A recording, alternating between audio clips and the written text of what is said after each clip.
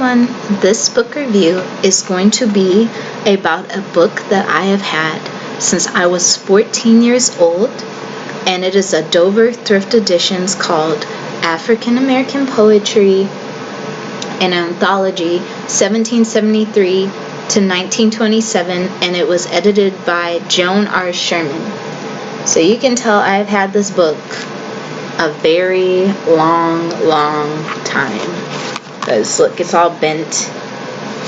I used to read this book almost everywhere I went, and I have memorized a handful of poems from this book.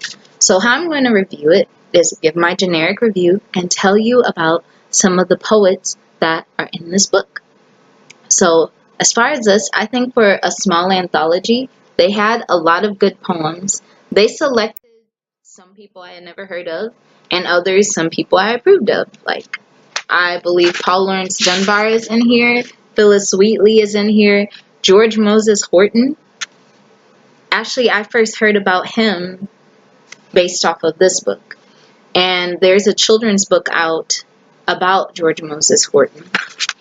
But some of the poems were rhyming, others were basically, once you get to the 20s, it's Harlem Renaissance, and you start getting this whole jazz age feel like Langston Hughes. I don't know if they're still printing the book with the same type of paper, but obviously it is very lightweight. You can put it in your bag and take it everywhere that you want. So let me go over some of the poems or some of the poets in this book and tell you a little bit about them. So Phyllis Wheatley Peters. I like that they put Peters because she did end up marrying a black man named, I want to say John Peters. With each poem, when they have the person's name, they put the age or the year that they were born and the year that they died, and they put a brief little biography about them and share about 2 or 3 poems that they had. So for Phyllis Wheatley Peters, they have 1753 with a question mark. Nobody really knows her age because she was taken during the Great Ma'afa, or Middle Passage, and brought to the United States, or to Boston, on the Phyllis. That is what she was named after, the ship that brought her there. She was enslaved by the Wheatleys, and she ended up mastering the English language in about 16 months. They taught her, I guess, Greek mythology and all of these different things. One of the people that she was inspired by was Alexander Pope. She became an internationally known poet based off of her poems, and a lot of people didn't believe that she wrote her own poetry because she was enslaved. She ended up, having to go before a panel of different esteemed white guys in her society in order to prove that she had written her poetry. She ended up marrying a black man named John Peters, and I don't know much about him, but it says in a couple of sources that he had odds ends jobs. But I mean, who wouldn't? He's a black man in the 1700s. Like, come on now. Like, it's not like there's just a job waiting for you to just go down the street and fill out an application. She ended up having 3 children, but they all died. Her last child, she either died during childbirth or with her last child. They died at the same time in a boarding house. She was only 31 years old. There are a couple of books for children about Phyllis Wheatley. There's one in particular that I really did not like, and me and the author got into a very big argument about how she portrayed Phyllis Wheatley. Phyllis Wheatley has been open to a lot of criticism, or literary criticism, because they say she didn't express enough about her, life in Africa, how she felt about being enslaved. There's only a few poems that give a subtle inkling about what she went through. She was very, very religious as well. So there was one poem she had where it said, I, young in life by seeming cruel fate, was snatched from Afric's fancied happy seat. So what pains excruciating must molest, what something in my father's breast sat, or my mother's breast. So, I mean, that's just a little emotion. She was only maybe 6, 7, 8 years old when she was brought over. And you know, if you're going through the Middle Passage, you're going to be pretty weak, because that's about 3 months on a ship. Some people say she came from Senegal. Others say she came from somewhere else in Africa. So the next poet, George Moses Horton, 1797 to 1883. It says he was enslaved in North Carolina for 66 years. He published 150 poems in 3 volumes from 1829 to 1865.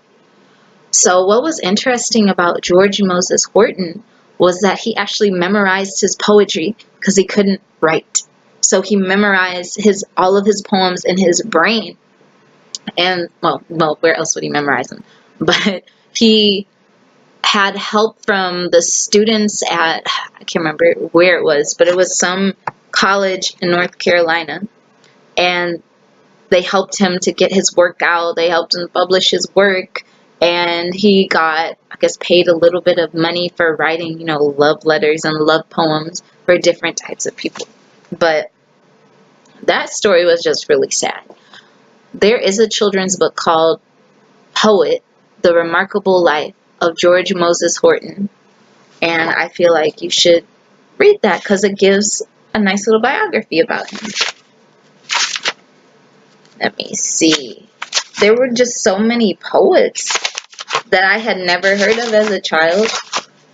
And once I read their poetry, I was like, wow, this is powerful. Even though it was hundreds of years old, just very powerful poems. And it made me want to learn about their life.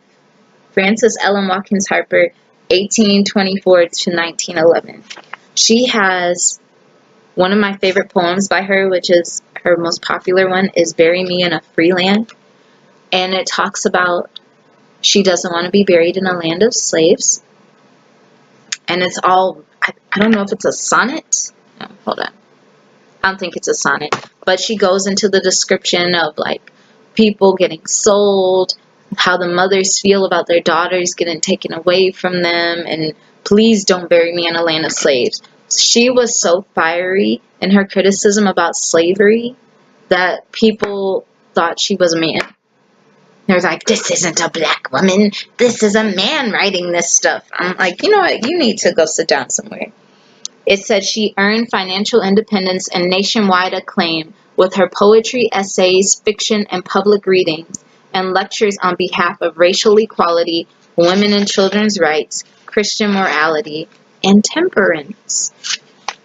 So if you're just starting to learn about poets of African descent and you just want a brief introduction, I believe that this is the book for you. Joseph Seaman Kotter Sr. Wait, Senior? What? Okay, this I didn't. I know there is Joseph Seaman Kotter Jr., which I will show you a picture of right now. He was 25 when he died of 25, 26, when he died of tuberculosis. He had a poem called, Is It Because I Am Black? And The Band of Gideon. So this is what he looks like. Handsome young man. But he died very young. Kind of like Keats died very young. When you begin to read the biographies of the poets, you start to see some of their personality in their work. There's another thing I noticed. Some of the poets, they would write in a dialect. So Laurence Dunbar, who was very popular, he would write in, I guess, English sonnets, and I guess vernacular. So like when Melindy sings, that is like a vernacular poem. So James Edmund Campbell, he wrote one called Old Doc Hire. It's like, oh, I'll hire live in the house on the hill, and stuff like that. So if you're familiar with like translating dialect, you'll be able to laugh. Like the Conjure Man. I think it's the Conjuring Man. And that poem makes me laugh. It's called De Conjure Man. Oh, chill and run, the Conjure Man. His mouth is big as frying pan. It's like,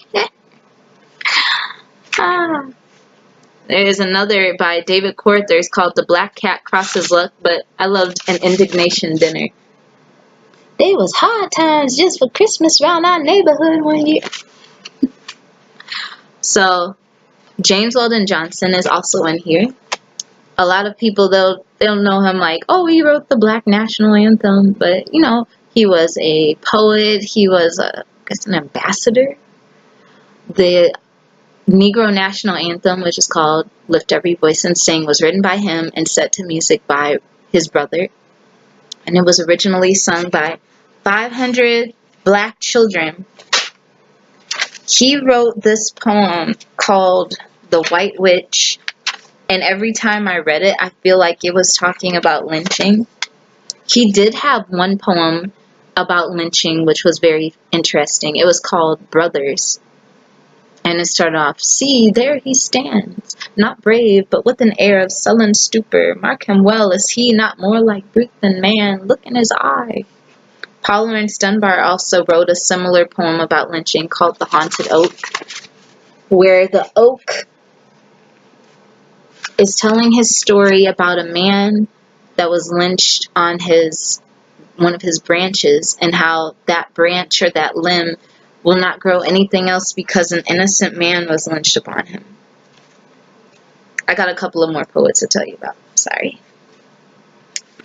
Claude Mckay.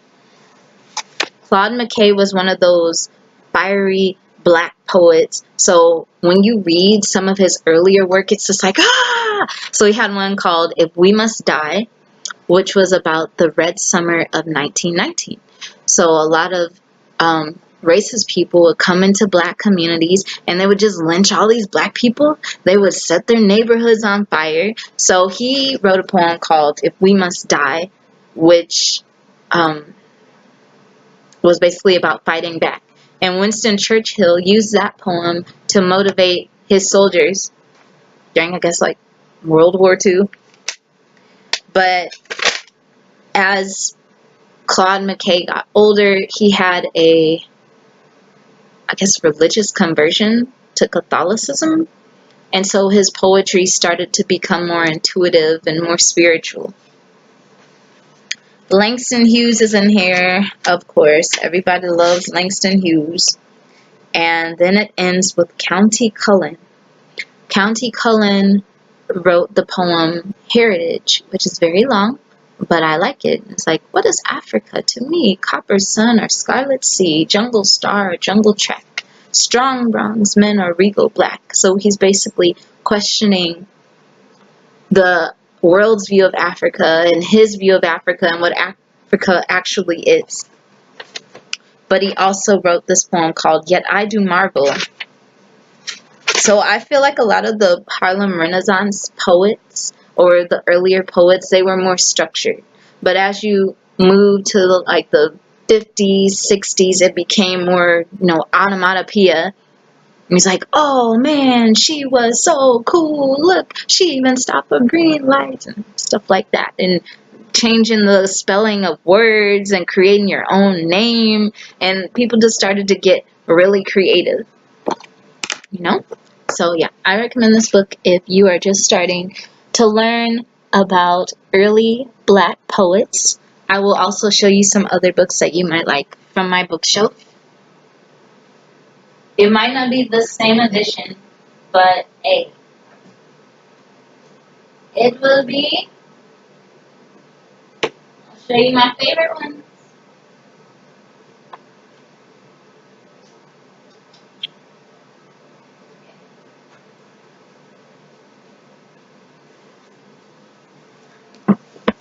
This is a good book to read about Phyllis Wheatley.